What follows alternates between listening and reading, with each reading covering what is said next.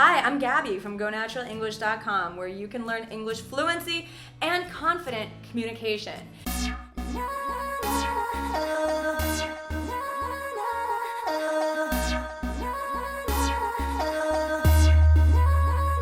Let's talk about 6 things that native English speakers never say.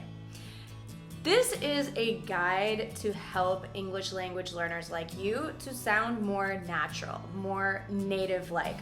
And I chose these 6 things based on real-life conversations and things that non-native English speakers or English learners say to me all the time. So I know that some people might disagree with me on these things that native English speakers never say. So let me just abridge the title just a little bit and say these are 6 things that native English speakers will rarely ever say. And it's just not common or natural. It's not normal to hear native English speakers say this. That said, I am an American English speaker and I teach American English, so these are quite cultural things as well. They're actually grammatically correct, every single one of them. So the problem is not grammar. The problem with these phrases is that they're just not natural, normal, or culturally correct. So let's begin.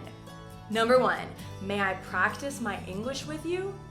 Obviously, if you're a native speaker, you don't need to practice your English because it's a skill that you already have.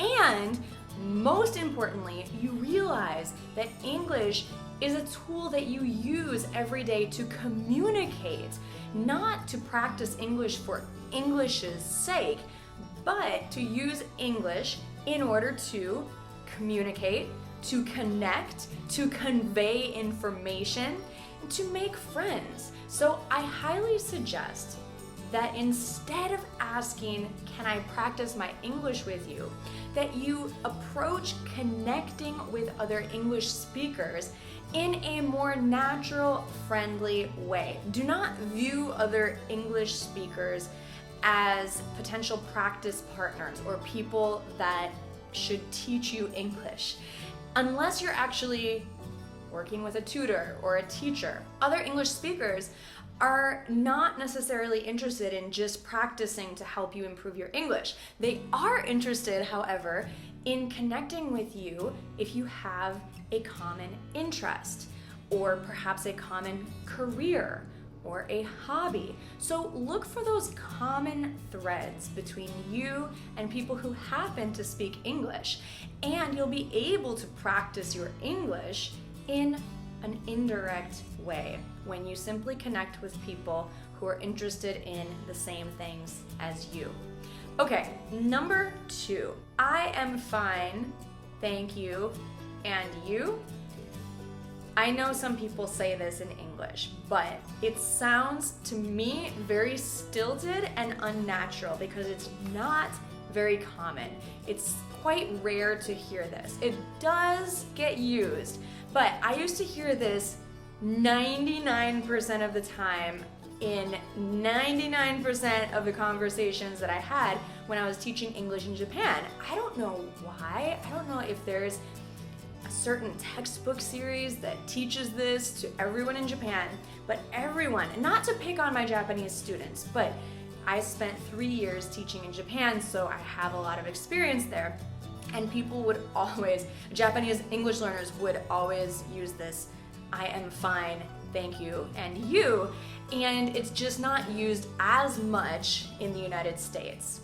In fact, it almost sounds too formal to me because with my colleagues and friends, we use a variety of greetings like, how are you? How are you doing? How are you today? How's it going? But I don't remember the last time that I've said I am fine, thank you, and you to respond. You know, normal responses would be, I'm great, how are you? Or fine, what's going on? Or I'm good, what's going on with you? Or awesome, how about you? So even how about you or how about you is a little bit more common than and you. So what do you think? Tell me in the comments if you hear native English speakers saying these phrases. Number 3, how do you do? How do you do? This is definitely not American English. I don't think I've ever heard an American English speaker use this unless they were imitating a British English speaker or trying to be funny. It's just not common. I don't know, is this more common in England or in other countries? I can tell you for sure, American English speakers do not ask, how do you do? The only time that you'll hear an American English speaker asking, how do you do, is if there's more words in the sentence, like, how do you do that? Or, how do you do your hair? It looks great. Or, how do you do your homework? We never ask simply, how do you do, to ask someone, how are you? Okay, number 4. In general, negative observations are just not really socially savvy. So many times I've had students and even international friends just directly tell me negative observations about my appearance, and it's not normal for me, so it was really shocking. They would just say, wow, you look really tired, or you look hungover, or you're looking a little fat. And for me as an American, this is so shocking because people don't normally comment on your appearance unless they're your friend. So I'm talking about acquaintances or people you just met or people that you don't know very well. So family members, close friends, we might say like, gosh, you look a little tired, are you okay? But I don't think I would even tell my best friend if she looked fat, to be honest, because it's like a big insult. It was really shocking for me when I lived in other countries and people would just tell me straight up, directly, wow, you're looking a little fat. Or like in Spanish, there's this word gordita. Like, wow, tú estás gordita. Wow, great, good for you. Está bonita, está gordita. I would be like, excuse me? I'm a little fat?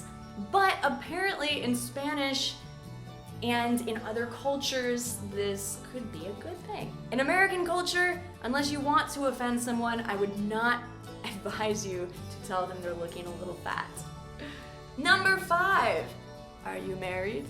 I get asked this question a lot, and if you've just met someone, it's really direct. So any kind of personal question, are you married? Are you single? Are you rich? I don't know, like what street do you live on? It's a little too personal if you don't know the person. Like if you haven't met with them several times. I guess it's more common in other cultures to ask directly straight away if someone is married.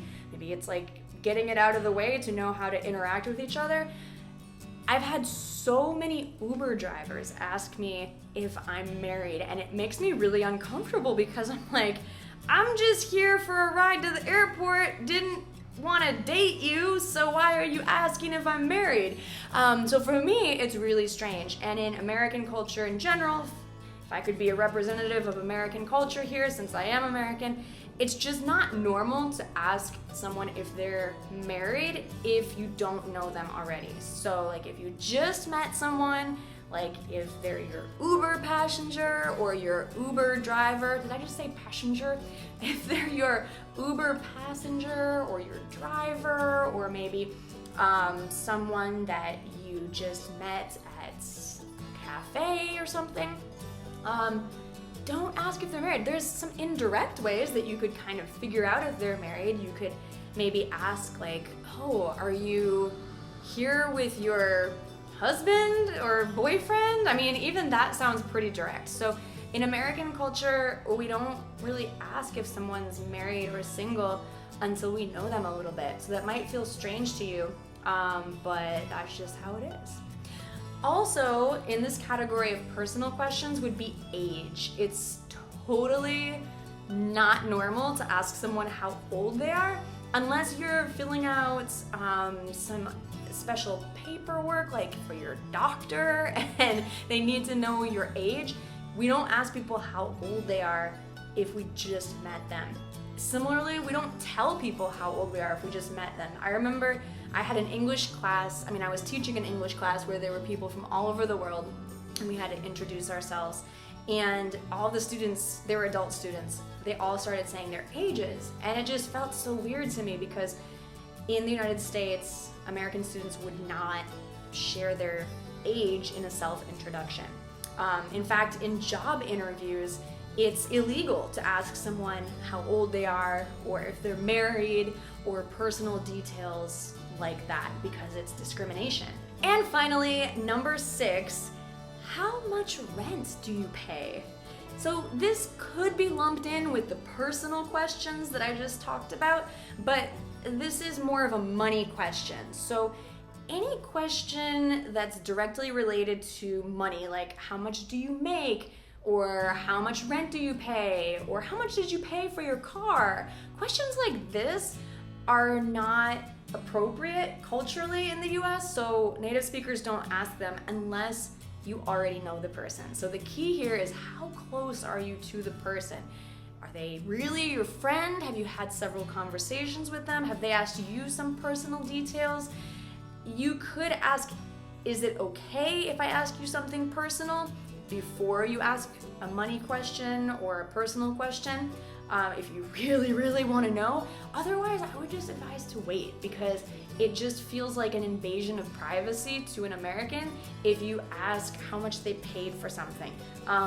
Yes, there's exceptions. If you're in a situation when people are openly talking about money, like if you're at a business conference or something, I don't know, yeah, there's exceptions. But in general, when you just meet someone for the first time, stay away from questions about money, personal information, like are you married, and appearance, or especially negative points about their appearance.